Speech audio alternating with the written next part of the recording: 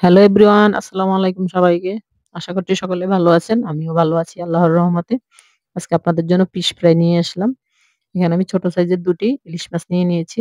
এখন মাছগুলোকে আমি কেটে পরিষ্কার করে একটু মাঝখানে এঁকে নিয়েছি। এখন এখানে হলুদ গুঁড়ো, মরিচ গুঁড়ো, জিরে গুঁড়ো, আদা বাটা, রসুন বাটা এবং টমেটোর সস দিয়ে দিয়েছি ১ চামচের মতো। সবখান থেকে আমি ১/২ চামচ করে নিয়ে নিয়েছি। এখন সবগুলো আমি একসাথে এখানে মাছের সাথে মাখিয়ে নিব।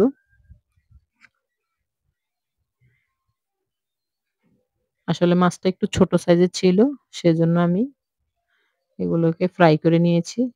না হলে রান্না করলে এগুলা অনেক কাটা লাগবে সেজন্য। এখানে আবার একটু ১/২ চামচের মতো লবণ দিয়েছি আমি। লবণ দিয়ে এখন সবগুলোকে ভালোভাবে মাখিয়ে নিব। সাথে একটু সরিষার তেল দিয়ে দিব। তাহলে ভালোভাবে মাছের সাথে মসলাগুলো লেগে যাবে। আপনারা চাইলে আগে থেকে মসলাগুলোকে মাখিয়ে রাখতে পারেন। এই পর্যায়ে আমি সবগুলো মসলা ভিডিওতে দেখানোর জন্য আলাদা প্লেটে নিয়ে নিয়েছি। এখন এখানে ভালোভাবে মাছের গায়ে যেন লাগে আমি একটু ভালোভাবে মাখিয়ে নিচ্ছি। এখন একটা লেবু কেটে ১ টুকরো লেবু এখান থেকে রস দিয়ে দিচ্ছি আমি। একটু লেবুর রসটা দিলে মাছটা ভালো লাগবে। এখন লেবুর রসটা দিয়ে ভালোভাবে আরেকটু মাখিয়ে নিব। নিয়ে ০.৫ ঘন্টার জন্য আমি এটা রেস্টে রেখে দিব।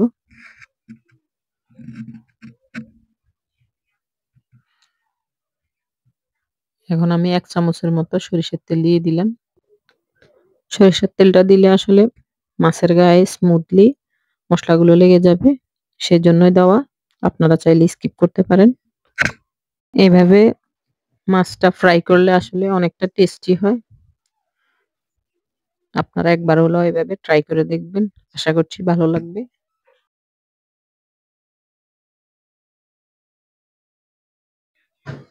ভিডিওটি কেমন লেগেছে অবশ্যই কমেন্টে জানিয়ে দিবেন। এখন আমি একটা চুলায় প্যান বসিয়ে দিয়েছি এবং তেল গরম হতে দিয়ে দিয়েছি। ০.৫ ঘন্টা রেস্টের পরে দেখেন এখন মাছগুলো আমি ফ্রাই করছি। তেলগুলো আমার গরম হয়ে গেছে। এখন মাছগুলো আমি দিয়ে দিব অবশ্যই। আপনারা লো হিটে মাছগুলা ভাজবেন।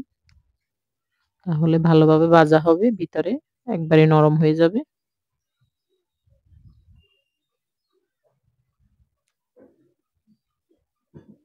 আমি চুলার হিটটা একবারেই লো করে দিলাম। এখন আমি ১০ মিনিটের মতো এভাবে ভাজবো।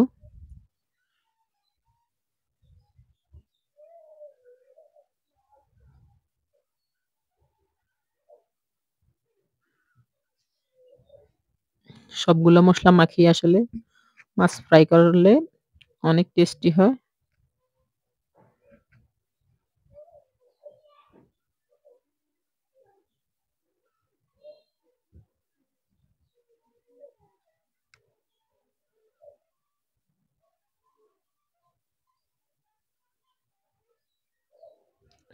এখন আমি মাছগুলোকে এপিট-ওপিট করে উল্টিয়ে নিব। আমার ১ পিঠ ভাজা হয়ে গেছে। এখন আরেক পিঠ আমি উল্টিয়ে দিচ্ছি। এই যে দেখেন কত সুন্দর এই পিঠটা লাল হয়ে ভাজা হয়ে গেছে। মাছটাও নরম হয়ে গেছে।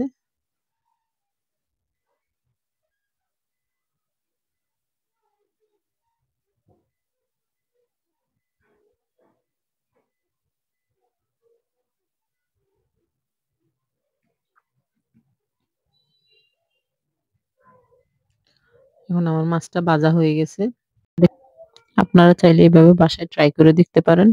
আশা করছি ভালো লাগবে। এখন দেখেন আমি মাছগুলো আপনাদেরকে একটু হাত দিয়ে ভেঙে দেখাচ্ছি। কত সুন্দর স্মুথলি ভিতরে হয়ে গেছে। ভিডিওটি ভালো লাগলে অবশ্যই লাইক, কমেন্ট, শেয়ার করবেন এবং আমার চ্যানেলটিকে সাবস্ক্রাইব করে দিবেন। পাশে থাকা বেল আইকনটি অন করে দিবেন।